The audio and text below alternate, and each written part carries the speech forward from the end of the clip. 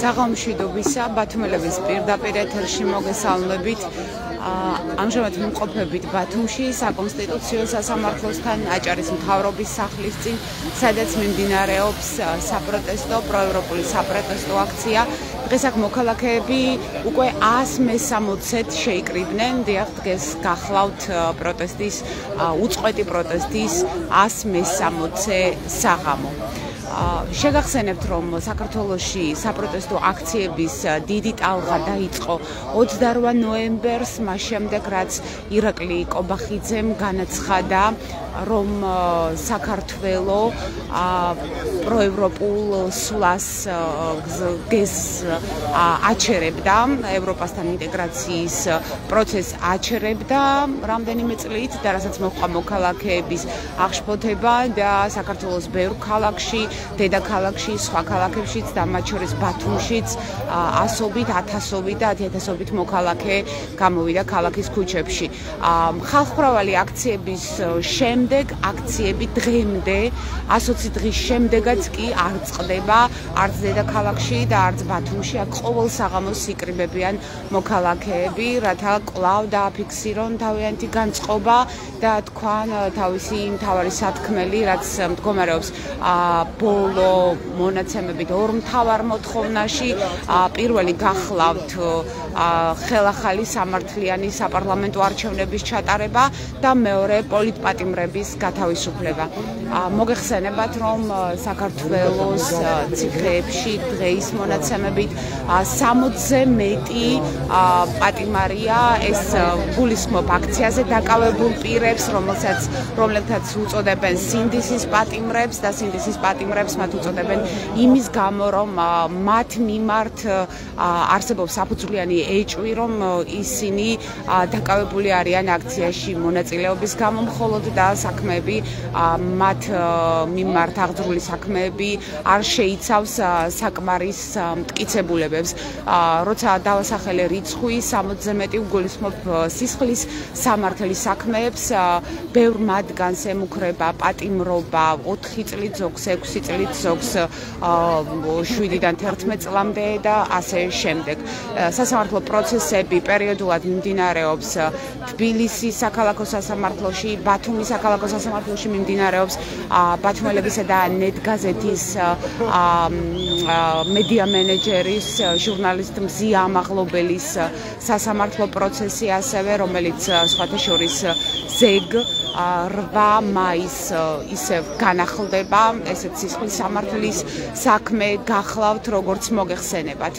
რაც შეეხება დღის მთავარ ამბებს, დღის ყველაზე მნიშვნელოვანი ამბავი უდაოდ არის მეგობარი აქტი, რომელსაც მხარი დაუჭირეს აშშ-ში წარმომადგენელთა პალატაში, სხვათა შორის ხმათა დიდი უმრავლესობით 300-ზე მეტმა კონგრესმენმა დაუჭირა მეგობარ აქტს მხარი და 53 იყო დაახლოებით წინააღმდეგი. ეს იყო ორპარტიული მხარდაჭერა, მინდა ვთქვა ხაზგასმით, რაც გახლავთ ასევე მნიშვნელოვანი და ცხადი ახლა მიდის პოლიტიკური პროცესი, მეგობარ აქტს მხარი უნდა დაუჭიროს კონგრესმა და შემდეგ შესაძლოა თუ გადაწყვეტილებას მიიღებს, ცხადია მეგობარი აქტი ძალაში შეიძლება შევიდეს მას შემდეგ, რაც მას პრეზიდენტი ტრამპი მოაწერს ხელს. ეს საკმაოდ ხანგრძლივი პოლიტიკური პროცესია, ნახოთ რა იქნება, თუმცა დღეს აქციის მონაწილეებით საუბრობენ სწორედ მეგობარ აქტზე და ასევე ოცნების სხვადასხვა წარმომადგენელმა მეგობარ გამოეხმაურა მეგობარ აქტს. აქვე მინდა ხაზგასმით შეგახსენოთ, რომ მეგობარი აქტი ითვალისწინებს ოცნების მაღალჩინოსნების სანქცირებასაც და სწორედ ამიტომ გახლავთ პრობლემური და მიუღებელი, ასე ვთქვათ, ოცნების პოლიტიკური გუნდისთვის. დღეს მოვისმინეთ ოცნების წარმომადგენლების განცხადებები მეგობარი აქტის შეფასებისას, თუმცა არ მოგვისმენი, ასე ვთქვათ, პირველი პირების განცხადება ჯერჯერობით, შედარებით ისეთმა ოცნების ნაკლებად ცნობილმა წარმომადგენლებმა გააკეთეს ეს შეფასებები, მაგალითად კობახიძის განცხადება ამ თემაზე ჯერჯერობით არ ყოფილა, ნახოთ ის რა სიტყვის, ოცნების განცხადებები, ცხადია, არის ერთი მნიშვნელოვნად უარყოფითი, მას უწოდეს მტრული აქტი და ასე შემდეგ. შევეცდებით გავესაუბროთ აქციის რამდენიმე მონაწილეს, კადრში ვხედავ ასლან ჭანიძეს, თავისუფალ ჟურნალისტთა სახლის ხელმძღვანელს, ბატონო ასლან, მოგესალმებით, ბათუმელების პირდაპირ ეთერში ვართ. დღის მთავარი ამბავი, მოგეხსენებათ, არის მეგობარი აქტი. თქვენი მოსაზრება გვაინტერესებს, როგორც იურისტის, როგორც არასამთავრობო ორგანიზაციის წარმომადგენლის აჭარაში, რას ნიშნავს ეს აქტი, რა გზავნილია, მით უმეტეს იმის გათვალისწინებით, რომ მეგობარ აქტს ჰქონდა ორპარტიული მხარდაჭერა. ეს არაფერს კარგს არ მოუტანს ამ არალეგიტიმურ ხელისუფლებას, ვინაიდან მათ შეიძლება გარეგნულად გამოდიან და აცხადებენ, რომ მათთვის ეს სანქციები არ ნიშნავს, მაგრამ რეალურად რომ გადავხედოთ, მათი ოჯახის წევრები, მათი შვილები კარიერას იკეთებენ ამერიკაში, მაგალითად იგივე ქალბატონი ცილოსანის შვილი სპორტულ კარიერას იკეთებს ამერიკაში, ხო? იგივე იმედის ფლობელი რუხაძე არის ამავდროულად ამერიკის მოქალაქე.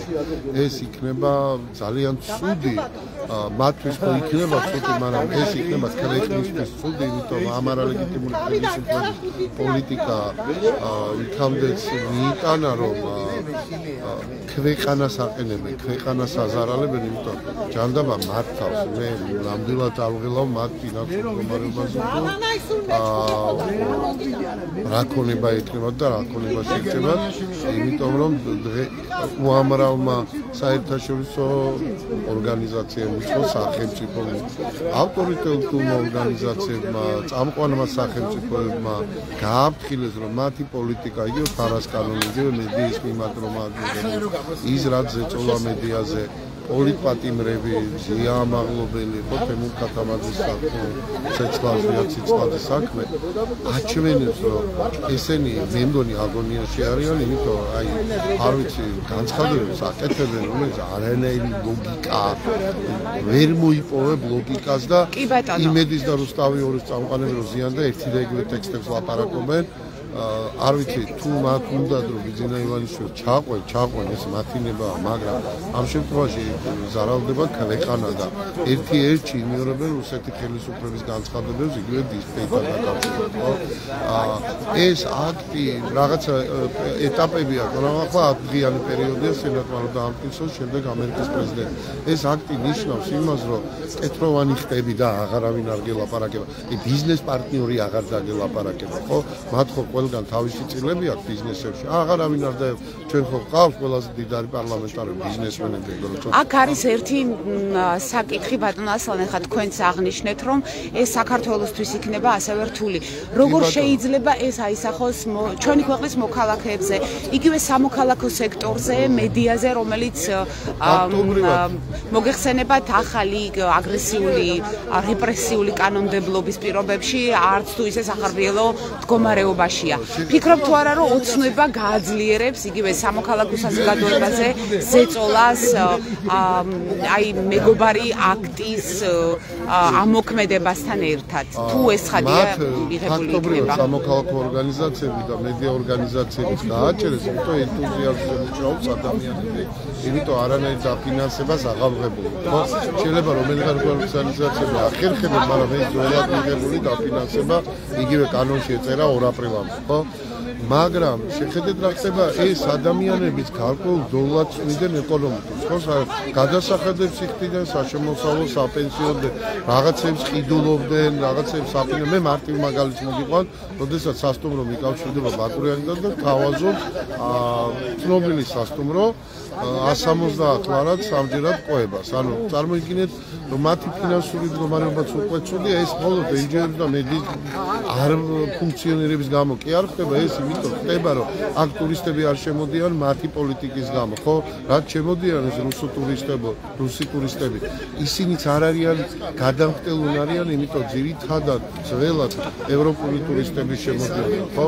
ანუ რა ვიცი, ირანელი ტურისტები, მე კი არა ვარ ტურისტების წინააღმდეგ, მე უბრალოდ ვამბობ, რომ ჩვენთან შემოდის ისეთი ტურისტები, რომლებიც არ არიან კარგი გადამხტელები, ანუ კარგად ფულს არ ხარჯავენ. ბიზნესის გაჩერდება უკვე არის პირველი სიგნალები მშენებლობებთან დაკავშირებით, ხო? იმიტომ არავინ არ ჩაგაითქვე, რომ ნანა ახლა ფული გქონდეს, თქვენ დინას იყიდით გაურკვევლობაში, არ იყიდით, ხო? ეს ჯაჭვური ერთს გამოიწვევს, ფასები იზრდება, ვალუტის კურსი იზრდება, თვალე და ზეგი ადამიანები უბრალოდ ვერ შეძლებენ წამლის ყიდვას. შემოვა უხარისხო წამალი, ყველას კარგად გვახსოვს პროდუქციაზე რაზეა ხო საუბარი. ანუ როდესაც მთელი ამბავი ატყდა, მესამე დღეს გვიქეცებს და სახელმწიფო რომელმაც სამი დღით ადრე თქვა, რომ ეს მავნე იყო, მესამე დღეს გვიქეცებს და არა, მავნე არ იყო. ანუ ეს ჩამოშლის უბრალოდ ეკონომიკას. ჯერ შეიძლება საჯარო მოხელეები არ გძნობენ, მაგრამ ის საჯარო მოხელე, რომელიც გასუსულია და ყველაფრის ეშინია, ან მით უფრო ვარესი გახდა უბრალოდ ჩვეულებრივი მონაპროპაგანდისტი, რომელიც აი ამ ფეიკებს აზიარებს და რა ვიცი გულებს უსვამს, ლაიქებს უსვამს და აქციაზე მყოფ ხალხს ან ჟურნალისტებს ან NGO სექტორს რა ვიცი ადინებს, მოღალატეებს, უძახს ადამიანებს, რომელსაც ღირებული არ გაუკეთებია ცხოვრებაში, მე ყველას არ გულისხმობ. იმისთვის მოხდა საჯარო სამსახურში, რომ ვიღაცაზე ხოთება შეესხა და რა ვიცი მონური მორჩილებას ყოფილიყო, ხო?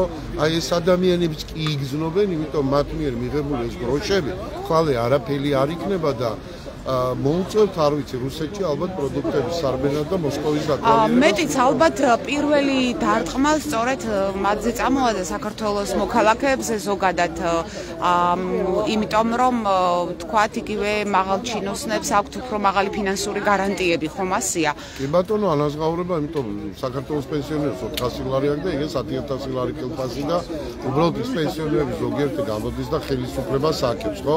არ ვიცი, მე ახლა არ ვეძიები იმ პენსიონერებს შვილი სადაც მუშაობს და რას მუშაობს, მაგრამ ფინანსური მდგომარეობა ადამიანების ძალიან სირთულე ის ბიუჯეტიც არ გეყოფა, რომ სოციალური პროგრამები ახორციელო და ყველას ფული უხად. კარგი გავანებენ, რომ აი არ არის NGO, არ არის მედია.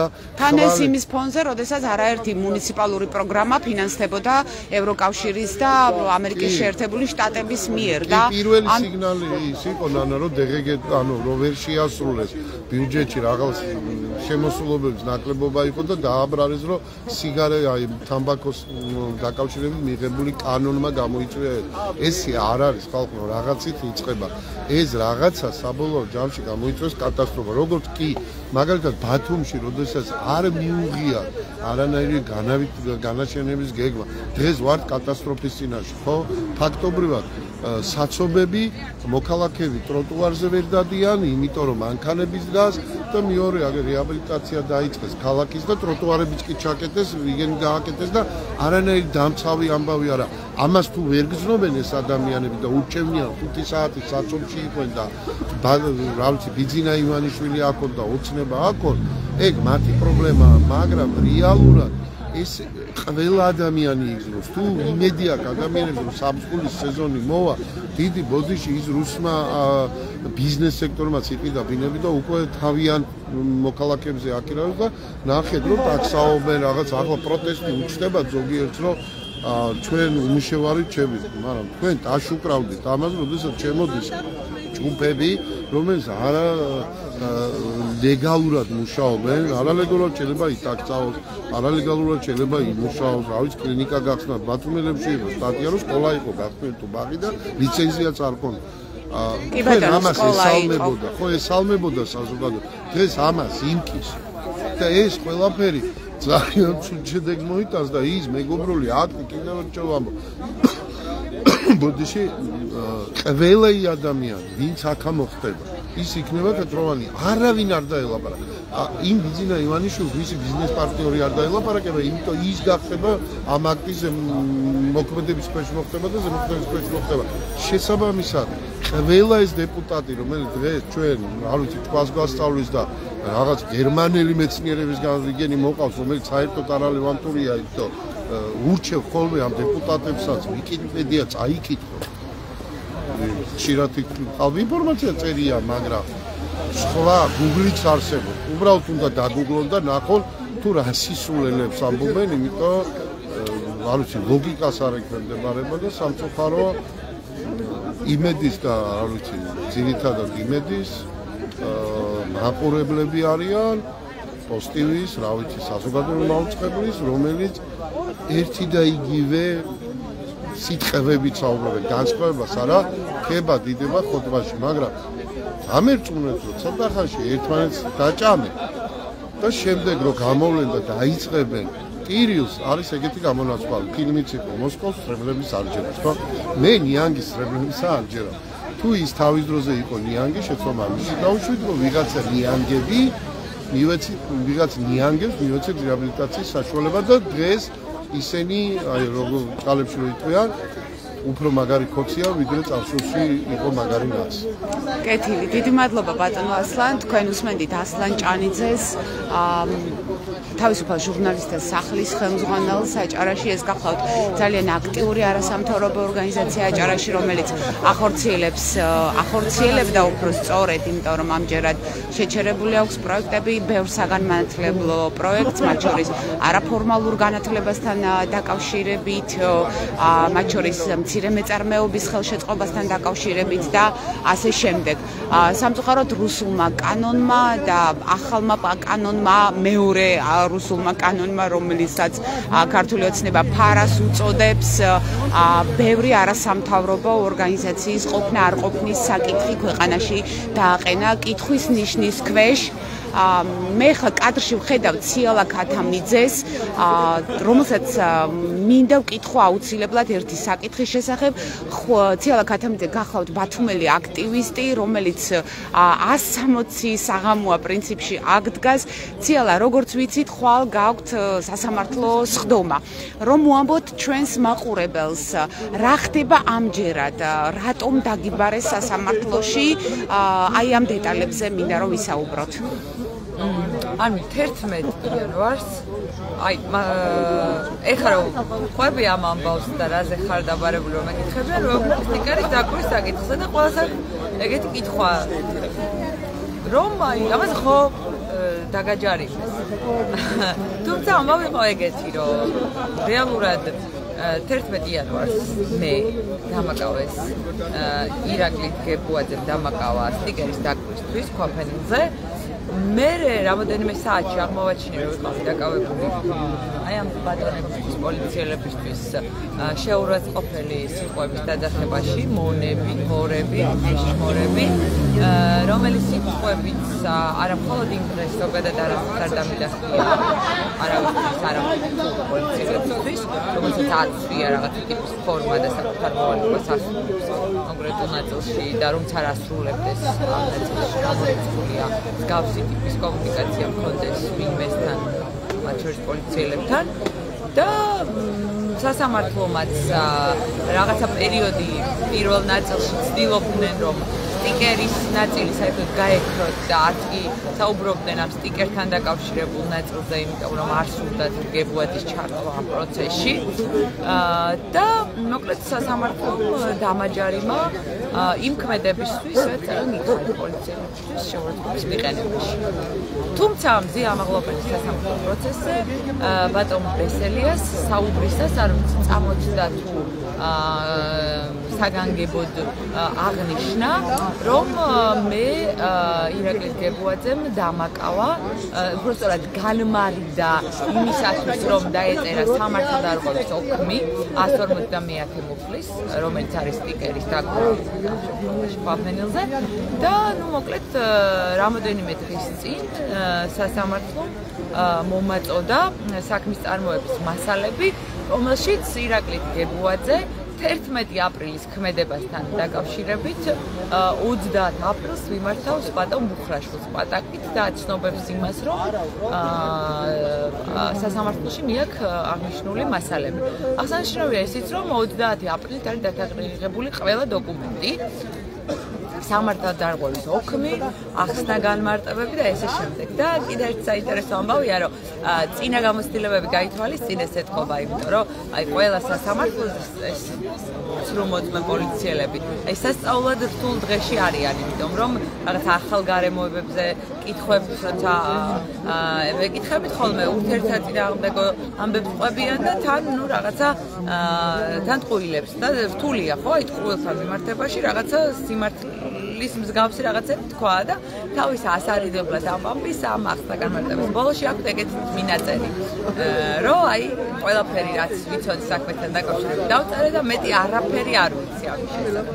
ჩვენ მაინც ვაპირებთ ვკითხოთ, კი არა და ვთხოვოთ სასამართლოს ყველა იმ ადამიანის დაბარება, რომელიც სახელი და გვარიც არის ამ საქმეში გაჟღერებული, მათ შორის ირაკლი გებუაძის პატაკით და რა ვიცი, ნახოთ, გაიზიაროს ბატონმა გებუაძემ საკუთარი პოლიციელი. ციალა, როგორ ფიქრობთ, რატომ დასჭირდათ აი ამ საქმის ხელახლა გაცოცხლება? ანუ სინამდვილეში თქვენ იმ საღამოს რაც მოხდა, სტიკერი ნამდვილად გააკარით ქვაფენილზე, თუმცა პოლიციას არ ქონდა თქვენი დაკავების უფლება, ეს არ შეიძლებოდა პოლიციას თავისთვის ამის უფლება მიეცათ, ამიტომ საქმე გააყალბეს და დაგაკავეს ვითომ შეთხზეს, რომ ვითომ დაგაკავეს იმის გამო, რომ იგინებოდით და აი ახლა ისევ სტიკერის გაკრის ამბავი.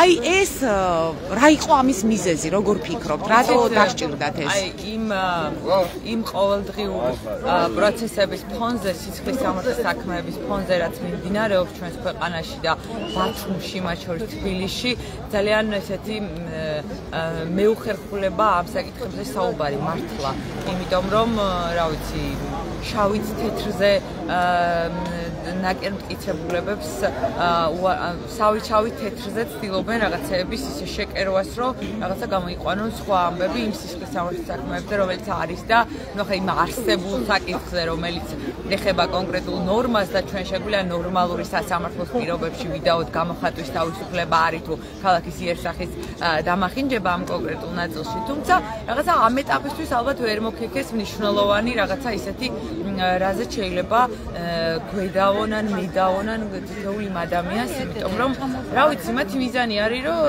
რა ვიცი, დავღალონ, გვაიძულონ ამ ქვეყნიდან წასვლა, ან სახლში ყოფნა, ან დეპრესიაში რთულ მდგომარეობაში ჩაგდება არის მიზანი, იმისა რომ მართლა დამღლელია, ხო, აი რა ვიცი, მეგობრებს უზიარებდი, ჩემთვისაც ძალიან რთული იყო პირველი 15 წუთი, როდესაც აი მაგათად ველოდებოდი ძველი სამართალწარმოების მასალებს და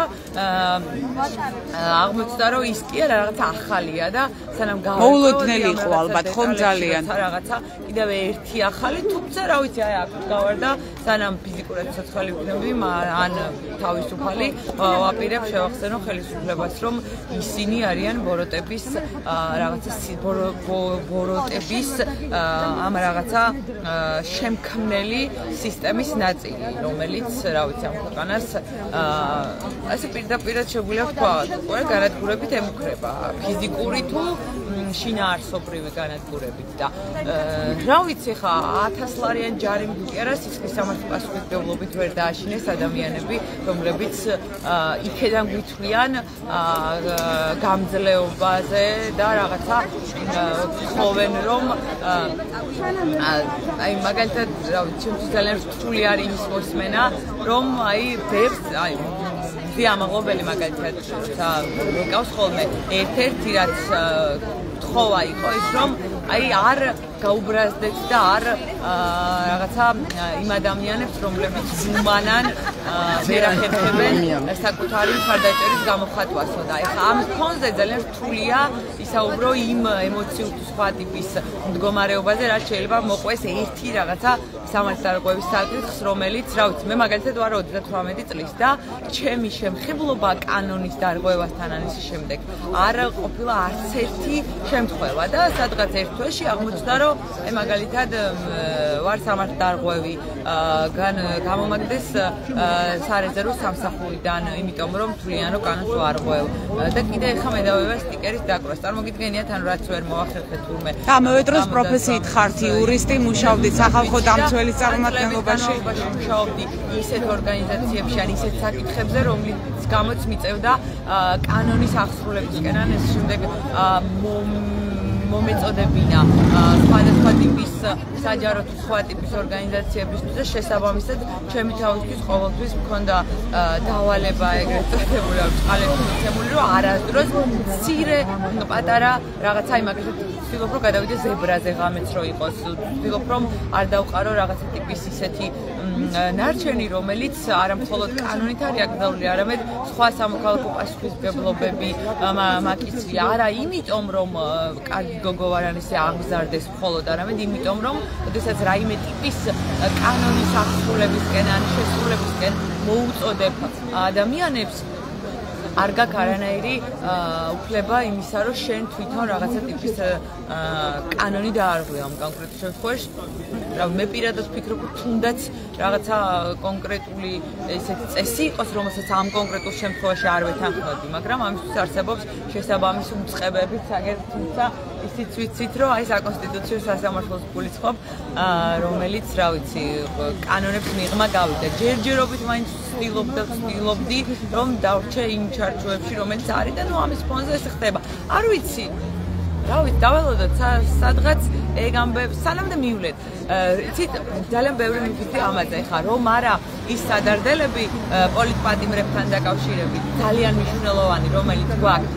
ალბათ ესე პოპკორნი შეიძლება ჩაუჭდეთ და ვნახოთ სანამდე მივლეთ, იმიტომ რომ ბევრი მიფიქრია იმაზე, აი სანამდე აი რაღაცა ექსპერიმენტია თითქოს და რაღაცა ბუნებრივ პირობებში არსებული, რა შეიძლება უქნას ძალაუფლებამ ადამიანებს და იმ ამბავ ერთი არის ის ამბავი საითკენაც მივდივართ და ის პოლიტიკური დავალება, რაც ქართულ ოცნებას დავალება თუ რავი პარტნიორობა, რაც აქვს ამ ქვეყნის საგარეო პოლიტიკური კურსის თუ რაღაც ცვლილება, მაგრამ მეორე არის სიღრმეები მორალურობა, ამორალურობის, რასაც თითეული დღის განმავლობაში აი ყოველდღიურად აღრმავებენ საკუთარ ამორალურ ქმედებებს ადამიანები დაუსჯელობის განცდის შეგრძნების აი რაღაცა ბოლომდე.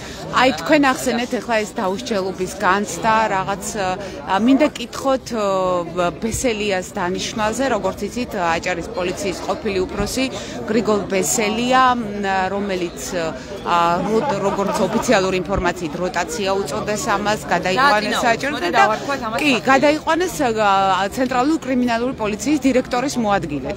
თქვენთვის რისი თქმელია ეს, რასთან გვაქვს საქმე ციალა? იცით, თითქმის ყველა სასამართლო პროცესვადე მივადევნე თვალი ყოველდღიურად რაც იყო, ანუ ყოველდღიურის რამოდენიმე პროცესი იყო მზიამაკობელის საქმეზე და გრიგოლ ბესელია გამოიყურებოდა, ცდილობდა მთლიანად აიღო პასუხისმგებლობა და სცადა აბსოლუტურად იმ პოლიტიკურ მიზანშეწონილობაზე იმ დღის და რეალურად მან სცადა პოლიტიკურად აეხსნა რატომ მოხდა იმ დღის დაკავება, იმიტომ რომ პატარ-პატარა აი მაღალ დაბალჩინოსნები ამ საქმის პოლიციელები რეალურად დამაჯერებლად ვერ ახერხებდნენ საკუთარი ტყუილის ახსნას, მათ შორის საკუთარი მხარდამჭერებისთვის, იმიტომ რომ იბნეოდნენ დროში, თარიღებში, ერთმანეთის ამბებში. გრიგოლ ბესელია იყო ძალიან კარგად მომზადებული ამ დღისთვის. მან რაღაცა ტიპის პატარ-პატარა სიმართლეები თუნდაც ის რომ ჩვენ 19 დეკემბრამდე გქონდა ისეთი ურთიერთობა ჯანსაღი, რაც ნიშნავდა იმას, რომ ისინი თუ კანონის ფარგლებში მოქმედებდნენ, ჩვენც ვცდილობთ გულისხმობთ აქციაზე მიმდინარე პროცესების პარალელურად, ხომ ასეა? ჩვენ თითქოს და მთელი თვეების განმავლობაში გქონდა იდეალური ურთიერთობა და ერთ დღესაც, ანუ მისი იყო რაღაც მთლიანი ვერსია, რომ ერთ დღესაც თურმე გადავირიეთ და რაღაცა ტიპის დავალებები მივიღეთ. არა ბატონო გრიგოლ, თქვენ 19 დეკემბერს დაარღვიეთ ის რაღაცა კანონისმიერი პოლიციელების ნიღაბ ის არა ქვია რაც კონდას ეს რაღაცა პოზა დაკავებული როდესაც ეს უცებ მოცვივდნენ და ყოველგვარი რაღაცების გარეშე 19 დეკემბერი იყო პირველი დღე როდესაც აქ დაიწყო დაპირისპირებელი კონკრეტულად ბათუმში საპროტესტო აქციებზე და ისინი ეს იყო მერე უკვე მეორე და მესამე შემთხვევები ჰქონდა როდესაც ისინი კანონის მიღმა გავიდნენ და რა თქმა უნდა მაგას მოყვა სხვადასხვა ტიპის თქვათ კომუნიკაციის დამახინჯება ჩვენ შორის ამ კონკრეტულ შემთხვევაში მისი მთავარი მიზანი იყო რომ ეთქვა თითქოს და რაღაცა მათი დამსახურებით აქ იყო მშვიდობა აქციებთან მიმართებაში შემდგომ ერთ დღეს რაღაცა დავალება მივიღეთ და ყველანი აგრესიულად ვიქცეოდით ყუილები და რავი იმ დღეს მაგალითად მე მქონდა შეგრძნება რომ გრიგოლმა სხვა პატარ-პატარა ცრუ მოწმეებისგან განსხვავებით აი მათ არ ვთვლი მე რაღაცა პოლიციელებად ისინი ცრუ მოწმეები კონკრეტულ შემთხვევაში თითქოს და შედარებითად შეკრა ეს ყველაფერი და ეს რაღაცა პოლიტიკური გამართლების საქმის რაღაცა პატარა ნაწილი მისცა საკუთარ პარტიას ამ შემთხვევაში მე მქონდა განცდა რომ მას აუცილებლად დააწინაურებდნენ და ესეც მოხდა იმიტომ რომ მან აიღო პოლიტიკური პასუხისმგებლობა სრულად იმ კონკრეტულ დღესთან დაკავშირებით იმ დღეს სრული პასუხისმგებლობით მინდა გითხრათ რომ იმ დღეს მათ შეცდომა დაუშვეს ჩემს დაკავებასთან დაკავშირებით სტიკერის დაკვრასთან დაკავშირებით. გულისხმობთ 11 იანვარს რო დავაზუსტოთ 2025 წლის 11 იანვარს. გრიგოლ ბესელიამ ჩადო ყველაფერი, საკუთარი რეპუტაცია, ცრუ მოწმე, წარმოიდგინეთ პოლიციის უფროსი, რომელიც არა აქამდე თუ იყო მოძალადე პოლიციელების დამცველი, გახდა ცრუ მოწმეც. ანუ ხო წარმოგიდგენიათ როგორი შეურაცხმყოფელია საკუთარი თავის. ეს დავალება არ ვიცი მის თავს მისცა თუ რა ვიცი საკუთარი ნათურლის გასამართლებლად სადა ამ რაღაცებს. გულისხმობთ ირაკლი დგებუაძეს, რომ დავაზუსტოთ კითხვებისთვის, მაყურებლისთვის ბოდიში. ირაკლი დგებუაძეს გაუკაფა გზა ზეგინდელი სასამართლო პროცესისადმი, რაც ამას მოუწევს პასუხი გასცეს კონკრეტულ ამ რაღაცა კითხვებს. სისტემა აწინაურებს იმ ადამიანებს, რომლებიც სისტემას უმტკიცებენ, რომ მათი ერთგულები არიან და ინაწილებენ იმ პასუხისმგებლობას, რაც სრულ, რა ვიცი, საქმის ამ რაღაცა ძალიან ბევრი ადამიანი ამ პროცესში ჩართული და ალბათ გრიგოლ ბესელია ვერ გამოვიდოდა მშრალად ამ საქმიდან, იმიტომ რომ რაც არ უნდა ესე განყენებულად ყოფილიყო ამ პროცესიდან. ანუ უამრავი ტყუილი, ძალიან ბევრი ტყუილი თქვა მაგალითად ის, რომ თითქოს და აქციის მონაწილეები იმდენად მოწადინებული ვიყავით, რომ დავეკავებინეთ რაიმე ტიპის ამბავი მომხდარიყო, გარეთ გამოსვლაც კი არ უნდათო, მათ შორის მზიაზეც ისაუბრა. მე გეტყვით რა მოხდა მაგ ამბავთან დაკავშირებით. როდესაც მე დამაკავეს სადღაც 2-3 საათის მერე აღმოაჩინე, რომ სტიკერის გამო კი არა, არამედ დინების გამო მაკავებდნენ, თუმცა ვიცოდი ისიც, რომ კითხვის გამო დააკავეს, მაგალითად ვაჟა დარჩია მათე. კი ბატონო, ბათუმის საკრებულოს წევრი. ვიცოდი მზია იყო დაკავებული და რამოდენიმე ადამიანი, უბრალოდ ჩემს შემდგომ დაკავებული ადამიანების შესახებ მქონდა ინფორმაცია და როცა მოვიდნენ და მითხრეს, რომ აი მაგალითად ჩვენ ხელწერით გათავისუფლებთ, მე ვიკითხე ესეთი რა. ვისაც თავისუფლებთ გოგონებსო, გოგონები გაუშვიდთო, აი უშვებდნენ და როცა ისინი გაუშვეს ყველანი, მე ვუთხარი რომ მე არ ვაპირებდი წასვლას, იმიტომ რომ ჩემს გამო ადამიანები მე რა ხისი გვაქვს სხვადასხვა, ჩემს გამო ადამიანები დააკავეს შესაბამისად, არც მე ვაპირებ თქვენი რაღაცა ეს მოგდებული ხელწერილი, ჯერ ხელწერილიც არ არის სამართლებრივად გამართული, რაც დაწერდნენ ადამიანებს, ვისარგებლოდ თქო და არ დამოვიწყდება მაშინ გრიგოლ ბესელიას თვალები, როცა შემოვიდა და იკითხა რომ რა ქნა მოაწერაო ხელიო და როცა უთხრეს რომ არ აწერსო, ეს იყო თვალები, რომელიც რა ვიცი მე მგონი მაგას მართლა შეეროდა და ეხლა შეერა რომ რაღაც დავალებებს გვასრულებ, შეიძლება არ ვიცი. იმიტომ რომ იმდენად გაოცებული შემომხედა, რომ ვერ წარმოედგინა რატომ შეიძლება ადამიანი აქედან გასვლაზე ამბობდეს ვარს. ანუ ვერ წარმოიდგინა რა მიზანი შეიძლება გქონოდა. ჩემი რა ვიცი ამ გადაწყვეტილების მთავარი არგუმენტი იყო ის, რომ ვერ ვისარგებლებ რაიმე ტიპის უპირატესობის ქალი ვარ თუ კაცი ვარ. მაშინ როდესაც ადამიანი ადამიანები ჩემს გამო მე ხო ვიცი რომ უკანონოდ დამაკავეთ. ისე უკანონოდ დააკავეს ადამიანები. ზუსტად ეს იყო და არგუმენტად ეს ჩემი რაღაცა ამბავი მოიყვანა ერთ-ერთ რაღაცა მის ტყუილების ერთ-ერთ კასკაში ეს კონკრეტული ფაქტი რომელიც მართლა სიმართლეა კი მე ვარს ვამბობდი გამოსვლაზე იმიტომ რომ არ მინდოდა რომ ჩემს გამო დაკავებული ადამიანები უკანონოდ დაკავებული ადამიანები დამეტოვებინა. აი გრიგოლ ბესელი არის არა მხოლოდ მოძალადე პოლიციელების დამცველი, არამედ ცრუმოწმე პოლიციელი და ზუსტად ვიცი რომ ამ ქვეყანაში მოვა დრო, როდესაც ისინი სამართლის სასამართლოს წინაშე აუცილებლად აგებენ პასუხს ყველა იმ უკანონობისთვის, რასაც ამ რეგიონში აკეთებენ, სადაც არ უნდა წავიდნენ. შინაგან საქმეთა მინისტრადაც შეიძლება დააწინაურონ ბატონო გრიგოლი თუ გააგრძელებს ისეთ საქმიანობას, რასაც აკეთებდა აჭარაში, როგორი თანამშრომლებიც ყავდა. გულისხმობს ზუსტად იმ ადამიანებს, რომლებიც უშუალოდ სასამართლოში წარმოადგენენ, თორე არაფერს ვერჩი იმ ადამიანებს, რომლებიც ამ ეტაპამდე რაღაცა კანონის შარჩოებში ცდილობენ იმოქმედონ ეს შემდეგ. რა ვიცი, აუცილებლად ყველაფერი კარგად იქნება დარწმუნებული ვარ ძალიან მალე. დიდი მადლობა ციალა. ეს იყო ციალა ქათამიძე, ბათუმის საპროტესტო აქციების აქტიური მონაწილე, აქტივისტი, იურისტი პროფესიით, რომელიც 160 დღეა ყოველ დღე ფაქტობრივად არის აქციაზე, იყო დაკავებული სტიკერის გაყვრისთვის, თუმცა პოლიციამ შეკერა საქმე ისეთი თქოს ციალა ქათამიძე აგინებდა პოლიციელებს სასამართლოზე არ იყო წარმოდგენილი მინდა გითხრათ არც ერთი მტკიცებულება რომელიც ამას დაადასტურებდა პირიქით ყველა ვიდეო კადრში რომელიც წარმოდგენილი იყო პროცესზე ყველა საქმეში ყველგან ჩანდა რომ ციალა ქათამიძე იყო მშვიდობიანი აქციის მშვიდობიანი მონაწილე ასე ვთქვათ თუმცა ის მაინც დააჯარიმეს და აი ხვალ კიდევ დამატებით მას უჩივიან სტიკერის გაყრის საქმეზე ბათუმის პოლიციის სამმართველოს წინ.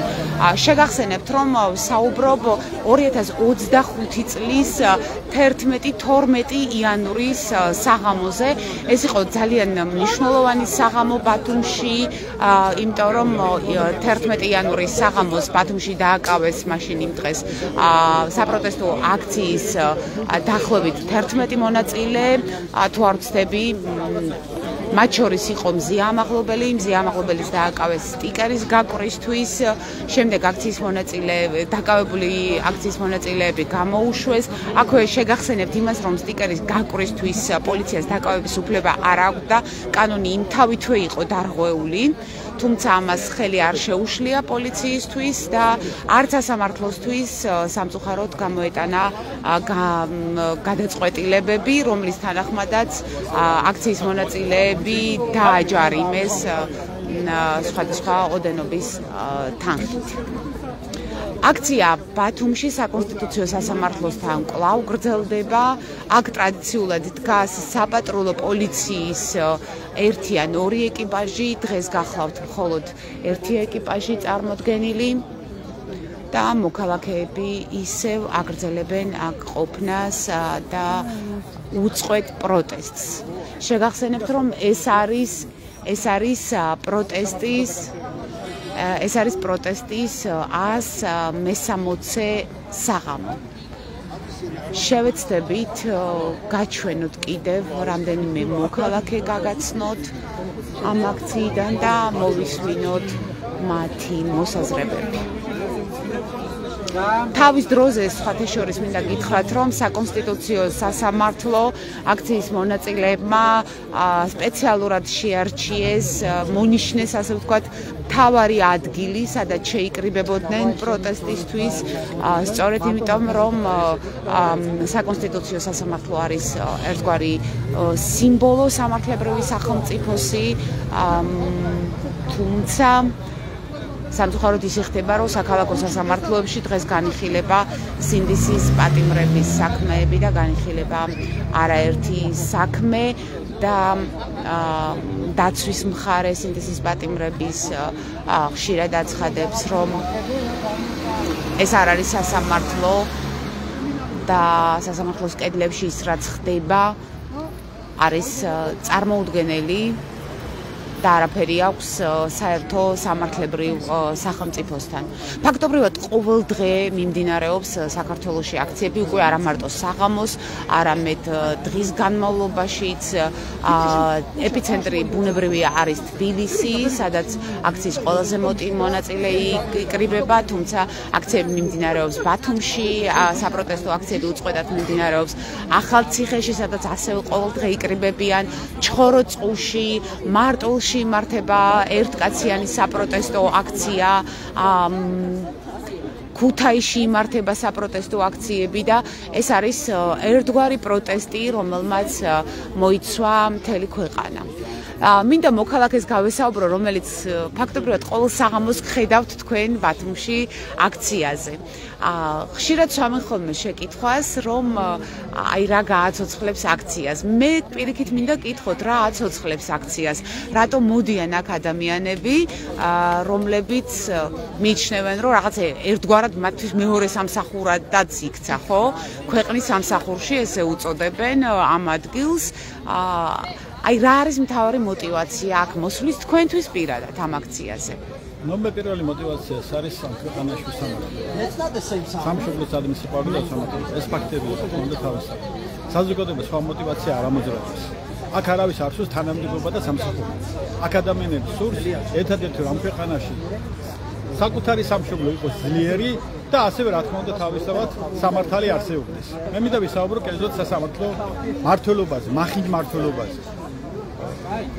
ყველას კარგად გვახსოვს, რომ საუბრობდნენ ქართულ ოცნების ლიდერები, ნაცმოძრაობის ლიდერებმა 300,000-ზე მეტი ადამიანი გაასამართლეს. დიახ. იგივე მოსამართლეები ყავთ სასამართლო სისტემაში. ისმის კითხვა.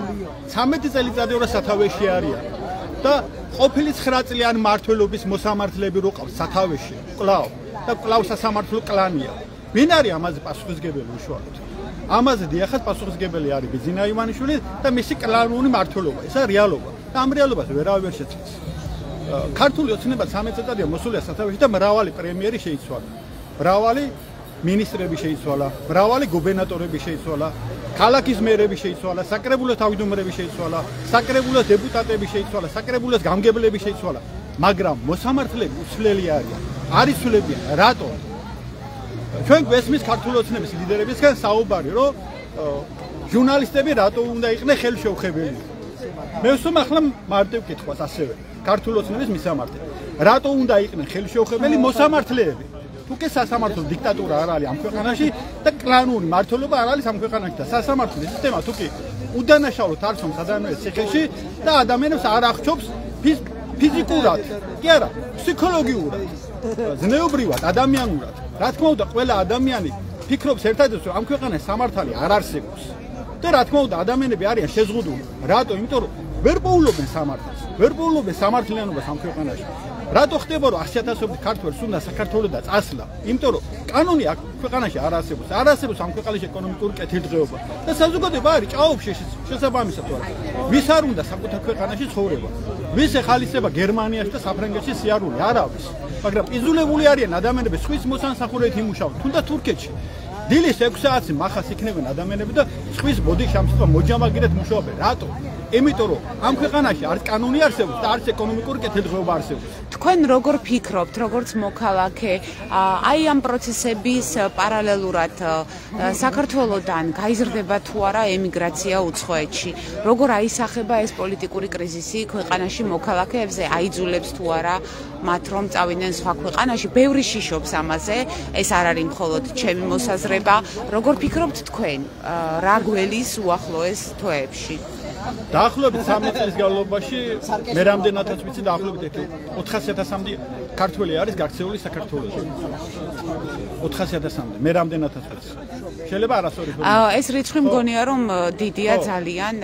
და ამავე დროს ჩვენ ყველამ კარგად უნდა გავიაზროთ, რომ ევროპა და ამერიკა რო ჩვენთვის რო ჩაკეტელი არ იყო და 400,000-მდე ადამიანი რო საქართველოსა გაიქცა. ევროპა და ამერიკა რო ჩვენთვის ჩაიკეტება და ეკონომიკური დაღმასვლა დაიწყება და ქვეყანა ეკონომიკურად თუ ჩამოიშლება, 400,000 კი არა, მილიონი გაიქცევა. და ვისთვის უნდა საქართველოს ბიზინა ივანიშვილს? რუსებისთვის? ანუ საქართველოსთან ქართველები გარბიან, რუსები შემორბიან. გლეხურ ენაზე რო თქვა. და ისმის კითხვა, მისთვის უნდა ბიზინა ივანიშვილი საქართველოს რუსებიზა? რატო? იმიტომ რომ მილიარდები აქვს და მის მილიარდებს პუტინი ემუქრება? ანუ ბიზნეს მილიარდებს უნდა გადაყვეს მთელი საქართველო და ქართველი ხალხი? რატო უნდა გადაყვეს ქართველი ხალხი და მთელი საქართველო ბიზნეს მილიარდებს? რის გამო უნდა გადაყვეს? ჩვენ უნდა შევეწიროთ შეწული ხორცივით? არ უნდა შევეწიროთ და უნდა ვიბრძოლოთ ბოლომდე გასული. როგორ შეიძლება ერთი კაცის ინტერესებს და ერთი კაცის მილიარდებს ქართველი აირი შეეწიროს? და ფაქტი სახეზია, რომ საქართველოში სანამ სამართალი არ იქნება, სანამ სასამართლო თავისუფლება არ იქნება, სანამ საქართველოში ადამიანთა უფლებები არ იქნება დაცული, ინვესტიციას არ შემოვა. რომელი ინვესტორი შემოგივა ქვეყანაში, სერიოზული ინვესტორი, როცა ესმის, რომ სასამართლო დიქტატურა არის ქვეყანაში, როცა ესმის, რომ განუკითხაობა არის ქვეყანაში, როცა ესმის, რომ კრიმინალი გაიზარდა ქვეყანაში. კი ბატონო, სხვათა შორის მინდა გითხრათ თქვენს, ჩვენს მსმენელსაც უთხრა, რომ პირდაპირ ინვესტიციები შემცირებულია საქართველოში ბოლო სტატისტიკური ოფიციალური მონაცემებით. დიდი მადლობა თქვენ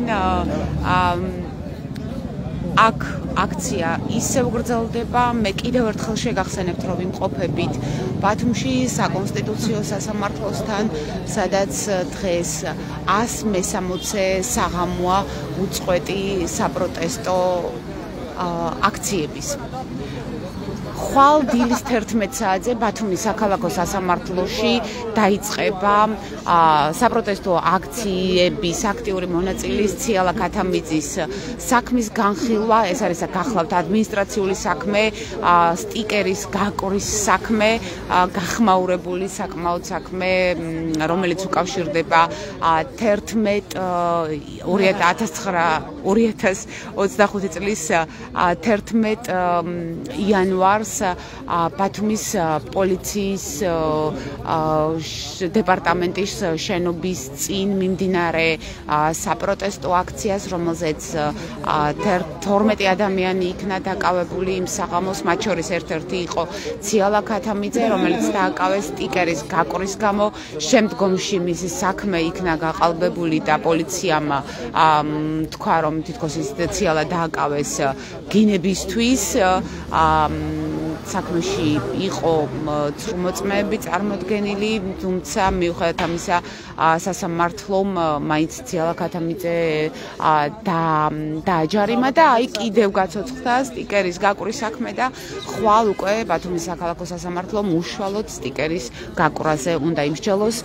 აქვე შეგახსენებთ, რომ სტიკერის გაკრისთვის პოლიციას მოქალაქის დაკავების უფლება არ აქვს. მით უმეტეს იმ გარემოებებში, რა გარემოებებშიც ეს სტიკერი იქნა გაკრული და ამის ამსახველი ვიდეო მასალებით არსებობს. ერთი სიტყვით ვნახოთ ხვალ როგორ გაგრძელდება საქმე ბათუმის საქალაქო სასამართლოში.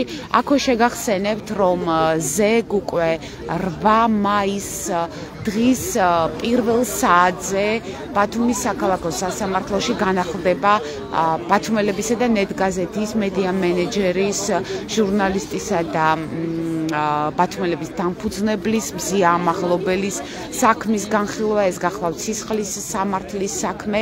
მზია ამაღლობელს ედავებიან ბათუმის პოლიციის უფროსზე თავდასხმაში. საუბარია 12 იანვარს ბათუმში საპროტესტო აქციაზე მომხდარ ინციდენტზე, როდესაც მზია ამაღლობელმა სილა გააწნა ბათუმის პოლიციის უფროსს. მიუხედავად იმისა, რომ უფლებადამცველების არაერთი იურისტის, მათ შორის ავტორიტეტული იურისტების თქმით, ეს საქმე არანაირად არ შეიცავს სისხლის სამართლის ნიშნებს, რადგან და არ შეიძლება შეფასდეს პოლიციელზე თავდასხმად, იმიტომ რომ სილის ქალის მიერ მამაკაცის სილის გაწვნით შეუძლებელი იყო კაცს მიდგომოდა რაღაც ფიზიკური, მატერიალური და ასე შემდეგ ზიანი. საქმე მაინც ასე კვალიფიცირდა და მიმდინარეობს საქმის განხილვა. ყოველ ჯერზე მზია ამაღლობელის საქმის განხილვას ბათუმის საქალაქო სასამართლოში მოყვება ხოლმე აქციები, ან კიდევ მიმდინარეობს აქციის ფონზე. ვნახოთ რა იქნება ხუთშაბათს 8 მაისს, მით უმეტეს თუ გავითვალისწინებთ იმას, რომ დიდი ალბათობით 8 მაისს ბათუმის საქალაქო სასამართლოში პროკურატურა წარმოადგენს საქმის მთავარ ფიგურანტს, მთავარ მოწმეს, ეს გახლავთ ბათუმის პოლიციის უფროსი ირაკლი ბესელია, ირაკლი დგებუაძე უკაცრავად, ირაკლი დგებუაძე, რომელიც ამ საქმეში მიჩნეულია დაზარალებულ პირად, მას ექსპერტიზაც ჩაუტარდა და მან მისცა ჩვენება, რომ სილის შედეგად მას ლოყა გაუწითლდა და იგრძნო ტკივილი. დღეს ამით დაგემშვიდობებით შევხვდებით შემდეგ ეთერში, მანამდე თვალი ადევნეთ ბათუმელებისა და ნეტგაზეთის ვებგვერდებს ბათუმელები.g და ნეტგაზეთი.g, რათა მიიღოთ გადამოწმებული ინფორმაცია აჭარაში და მთლიანად საქართველოში მიმდინარე ახალი ამბების შესახებ.